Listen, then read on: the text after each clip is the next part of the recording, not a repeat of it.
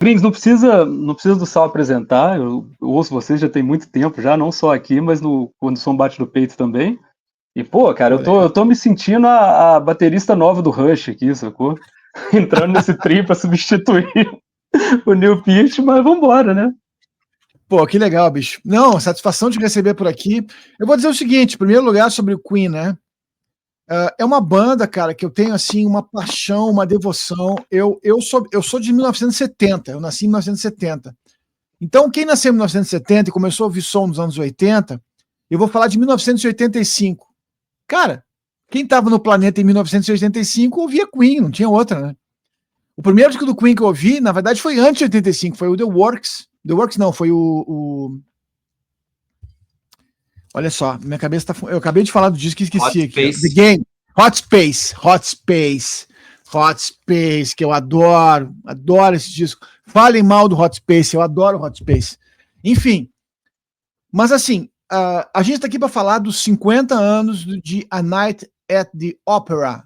E veja bem, olha que lance, que coincidência sensacional. Em 25 de novembro de 1975, Bohemian Rhapsody chegava ao topo das paradas britânicas, exatamente hoje, há 50 anos. E a gente está falando de uma das maiores obras-primas do rock. Ninguém tem dúvida disso. Ninguém tem dúvida disso. Se tiver que listar 10 músicas onde o rock and roll chegou a status de arte, eu não tenho dúvida. Coloca Bohemian Rhapsody aí. E a gente está falando de A Night at the Opera, e é um disco assim, ó. A gente aqui, eventualmente, eu tento evitar hoje na minha vida as hipérboles, né?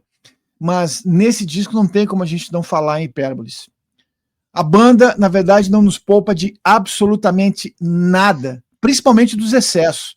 É como que nesse caldeirão do rock and roll dos anos 1970, o Queen fervesse todos os ingredientes possíveis numa única poção. É o que acontece nesse disco.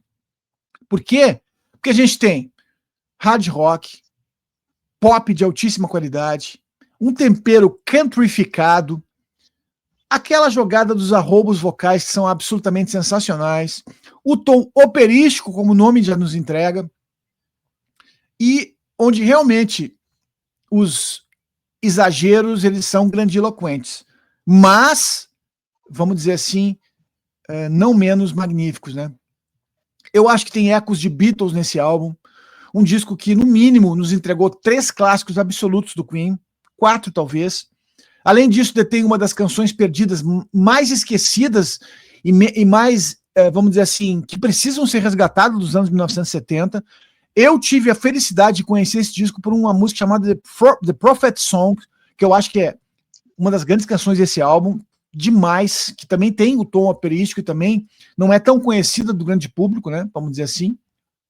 Óbvio que eu estou falando algo que os fãs de Queen sabem que eu estou falando, porque essa música é um sweet rock, ela, como eu disse, operística, é absurdamente fora da curva e digna de figurar entre as joias da coroa da rainha desse disco e dos anos 1970. E ao contrário de bandas como Beatles, Stones, Led Zeppelin, aqui nós não temos uma dupla de compositores. Aqui a gente tem um álbum dividido entre temas apresentados por Freddie Mercury, que são 5, e os temas apresentados por Brian May, que são outros 5, contando o arranjo que ele fez para God Save the Queen, além de uma canção do Roger Taylor, que é um rock and roll bem legal, e um hit absoluto do John Deacon, né? Que quando saía da toca para fazer uma música, ele geralmente acertava no alvo. Enfim, a gente tem um disco... Tá me ouvindo?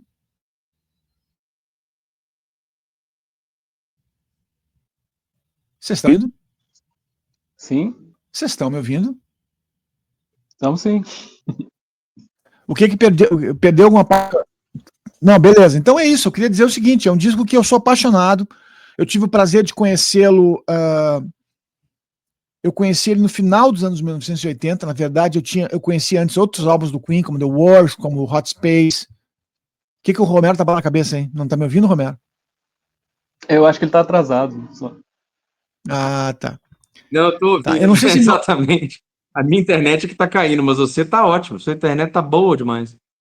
Então, beleza, eu só fiz uma introdução para dizer o seguinte: eu tô falando dos discos de uma das bandas.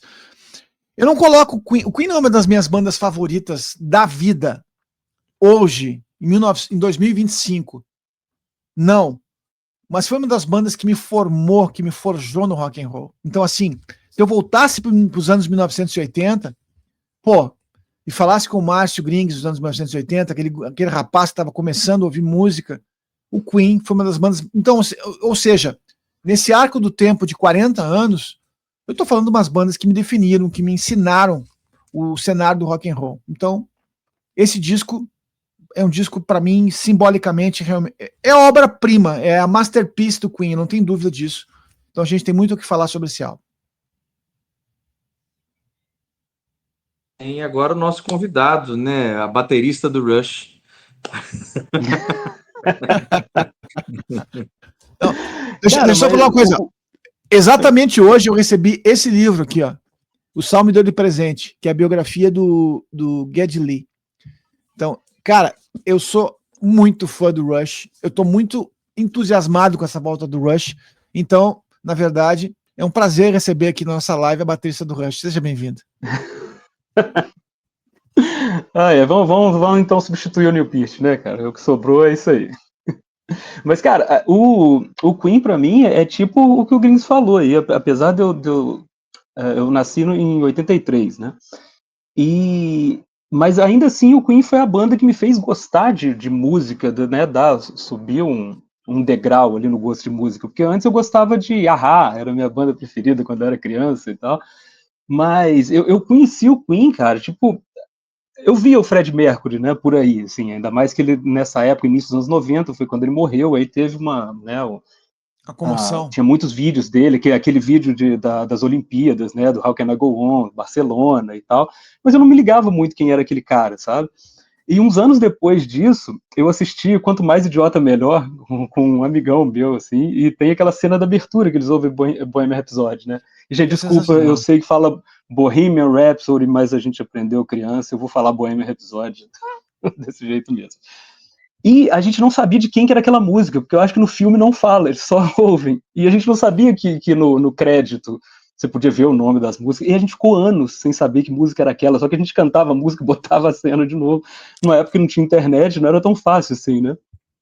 E aí, num video show, quando deu o aniversário de morte do Fred Mercury, de 5 anos, finalmente o Miguel Falabella me apresentou quem que cantava aquela música, porque vieram as cenas do clipe de Bohemian Rhapsody e falou, pô, é o Fred Mercury, é o Queen. Falei, ok. Então, assim, eu conhecia o Queen eu acho que pra mim a música mais famosa na época era Who Wants to Live Forever, porque Highlander era um sucesso ainda, né? E é uma música que se fala pouco hoje em dia, né? E aí, cara, eu e esse meu amigo, a gente começou a cavar a discografia, né? Cada um comprou um Greatest Hits e depois a gente foi pegando os álbuns quando sobrava uma grana. Tinha um fórum, na época, de fãs do Queen, que a galera gravava e tinha cassete, mandava os discos que não tinha, e assim, aos poucos eu fui ouvindo. E, cara, eu gosto de tudo. Eu gosto de tudo do Queen. Eu comecei a tocar baixo por causa do Queen, por causa do John Deacon, que para mim sempre vai ser uma referência de baixista. Foi a banda que me fez gostar de música, como eu falei para vocês. E começar com o Queen, eu não sei se o Green sentiu isso em algum momento, claro que você ouvia coisas antes, mas deixa a gente muito mal acostumado, porque eu achava que toda banda tinha uma música completamente diferente no meio dos discos, achava que todo mundo compunha em todas as bandas, que você tinha vários vocalistas. E não, o Queen é uma banda que, né, tipo assim, a gente é um ouvinte de luxo, né, do Queen, assim, porque tem várias coisas que só eles fazem. Então, eu nunca consegui parar de ouvir Queen de tempo em tempo. Eu tenho uma época de voltar e cavar a discografia toda de novo, ouvir tudo. Então, é uma honra estar falando desse disco aqui hoje com vocês.